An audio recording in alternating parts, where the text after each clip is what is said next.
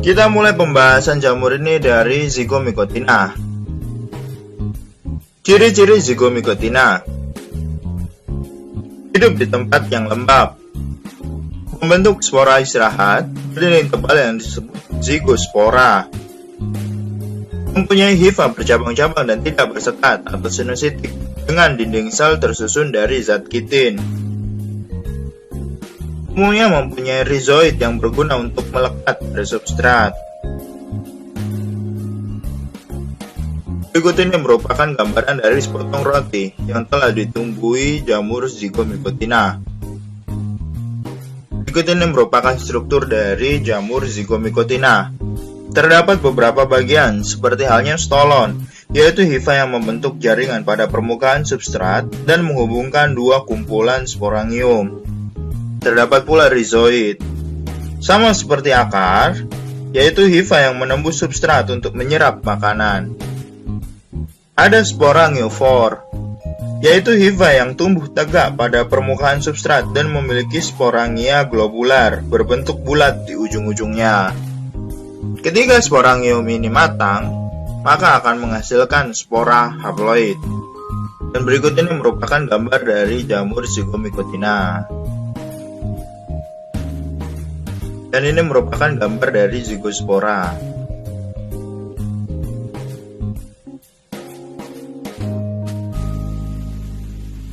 Selanjutnya reproduksi Zygomicotina.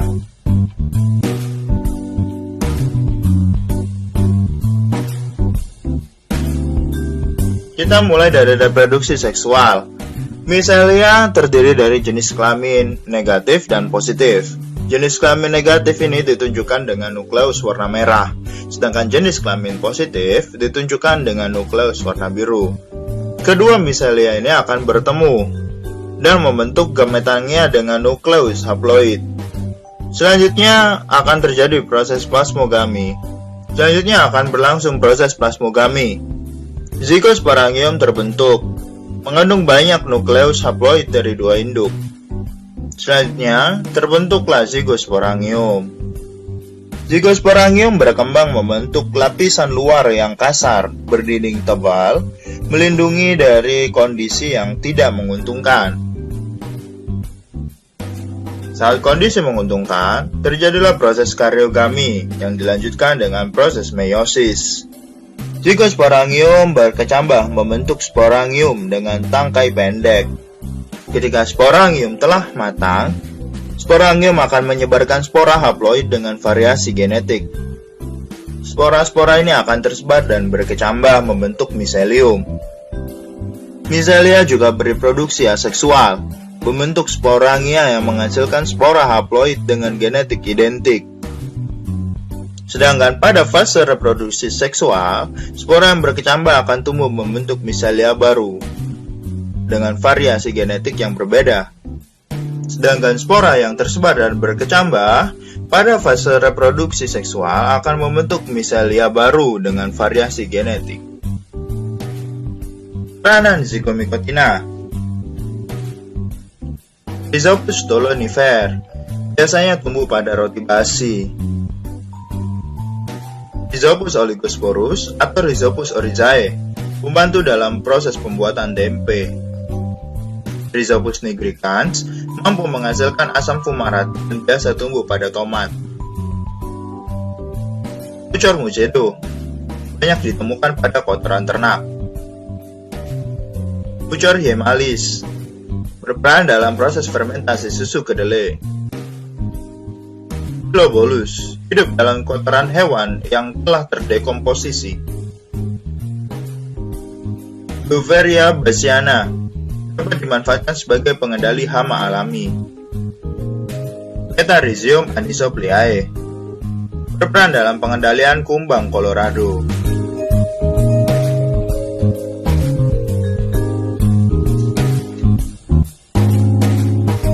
Selanjutnya yang akan kita bahas adalah jamur Ascomycotina. Kita mulai dari ciri-cirinya dulu. Ciri-ciri jamur Ascomycotina: memiliki hifa bersekat atau asenositik dan berinti banyak. Struktur tubuhnya ada yang uniseluler, contohnya pada Saccharomyces. bersel banyak dan membentuk miselium acinositik, contohnya penicillium. Akan tetapi ada pula Ascomycotina yang bersel banyak dan membentuk badan buah, contohnya Nectria. Cara hidupnya ada yang saprofit, ada yang parasit. Menghasilkan spora adalah ascus atau ascospora. Setiap ascus mengandung 8 spora. Ascus-ascus tersebut berkumpul membentuk badan yang disebut ascocarp.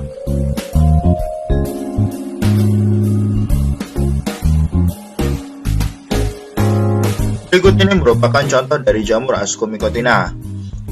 Ada jamur Ascomycotina uniseluler, contohnya pada Saccharomyces. Sedangkan jamur Ascomycotina multiseluler, ada yang membentuk hifa acinositik dan ada pula yang membentuk badan buah. Berikut ini merupakan struktur tubuh dari jamur Ascomycotina. Pada jamur Ascomycotina, terdapat ascocarp yang terdiri dari ascus. Setiap ascusnya terdapat ascospora yang berjumlah 8 spora di setiap ascusnya. Dan berikut ini merupakan beberapa bentuk ascus. Ada ascus telanjang atau ascus tanpa ascocarp. Jamur yang tergolong kelompok ini tidak memiliki ascocarp dan biasanya merupakan jamur uniseluler. Sel jamur bersel tunggal ini berfungsi sebagai ascus. Nukleusnya yang diploid membelah secara meiosis membentuk 4 sel ascospora yang haploid, contohnya pada Saccharomyces dan Candida. Selanjutnya ascus dengan ascocarp berbentuk bola atau Cleistocesium, contohnya pada Penicillium.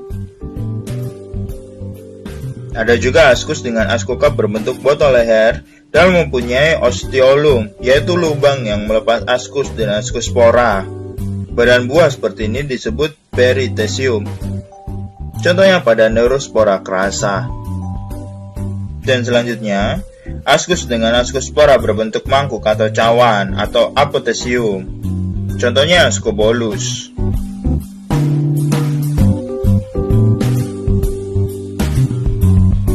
Reproduksi Ascomycotina. Kita akan bahas mulai dari reproduksi Ascomycotina uniseluler. Sel-sel diploid akan melangsungkan pertumbuhan vegetatif membentuk tunas. Tunas ini akan terus tumbuh membesar hingga akhirnya tunas ini terlepas dari induknya dan membentuk individu baru. Lingkungan yang tidak menguntungkan menyebabkan pembentukan ascus secara meiosis. Terbentuklah 4 ascospora haploid dalam ascus. Ketika ascus pecah, spora akan tersebar dan berkecambah pada lingkungan yang menguntungkan. Spora akan terus tumbuh, membentuk sel-sel haploid. Ketika sel-sel haploid berjenis kelamin berlawanan saling bertemu, maka akan terjadi persilangan, sehingga akan membentuk kembali sel-sel diploid. Dan ini reproduksi Ascomycotina multiseluler. Dimulai dari micelia yang bereproduksi aseksual menghasilkan spora haploid berpigmen atau conidia. Conidia ini akan tersebar dan berkecambah pada lingkungan yang menguntungkan. Pada siklus reproduksi aseksual, conidia akan tumbuh berkecambah pada lingkungan yang menguntungkan untuk membentuk hifa. Hifa akan terus tumbuh membentuk miselium, dan miselium dewasa akan menumbuhkan conidiofor, sehingga conidia akan terbentuk kembali. Sedangkan pada reproduksi seksual menghasilkan hifa terspesialisasi. Conidia yang berjenis kelamin berlainan akan bergabung ke hifa dengan jenis kelamin yang berlainan. Hifa dikaryotik hasil dari plasmogami akan menghasilkan banyak ascus dikaryotik. 2 diantaranya ditampilkan di sini. Karyogami terjadi pada setiap ascus, menghasilkan nukleus diploid. Setiap nukleus diploid akan bermeiosis, menghasilkan 4 nukleus haploid. Setiap nukleus haploid bermitosis 1 kali, menghasilkan 8 nukleus. Dinding sel dan membran plasma berkembang di sekeliling nukleus membentuk ascospora. Ascospora yang telah matang akan lepas melalui tutup ascospora.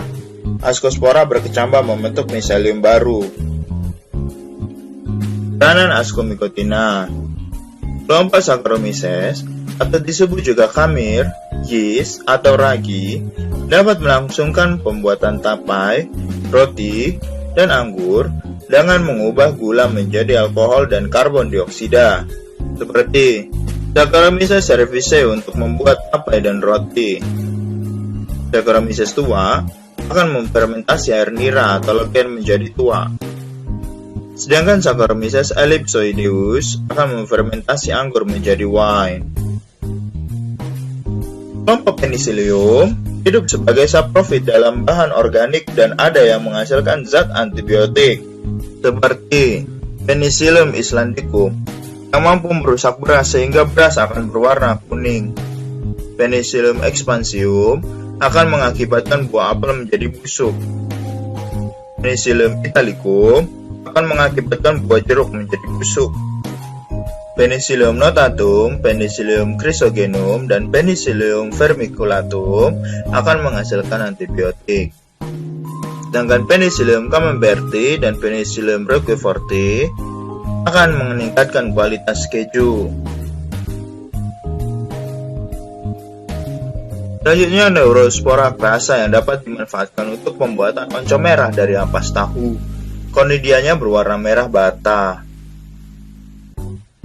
Trichoderma raceae dapat menghasilkan enzim selulase, pengurai selulosa, untuk memproduksi PST atau protein sel tunggal. Porcella esculenta dan Sarcoschia guinea. Badan buahnya dapat dikonsumsi. Ascobulus catigenus, sporofit kotoran sapi. Ascocarpnya tipe Apothecium. Recipe, parasit permukaan daun tanaman. Ascocarpnya berwarna putih. Carium, parasit pada gandum, tebu, padi, pisang, tomat, dan kentang. Flaviceps purpurea menyebabkan penyakit ergot pada gandum. Pengonsumsinya akan menderita penyakit ergotisme dengan gejala kejang otot hingga kelumpuhan. Kelompok Aspergillus, seperti halnya Aspergillus oryzae yang mampu merombak zat di dalam pembuatan minuman beralkohol. Aspergillus venti dan Aspergillus soyae akan berguna dalam pembuatan kecap. Aspergillus flavus yang menghasilkan aflatoksin yang mengakibatkan kanker hati, terdapat pada kacang tanah dan makanan olahan berbahan kacang tanah. Aspergillus fumigatus menyebabkan penyakit saluran pernafasan unggas. Aspergillus niger menghasil asam citrat. Aspergillus nidulans hidup parasit di telinga dan menyebabkan automycosis.